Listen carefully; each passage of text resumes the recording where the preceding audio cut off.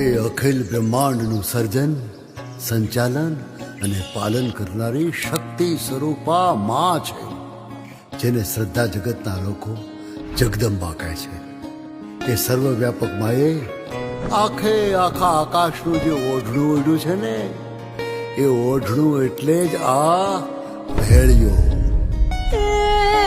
માડી તારા ભેળિયામાં ઉજળું મારું ભાવી રે માતાજી તારું.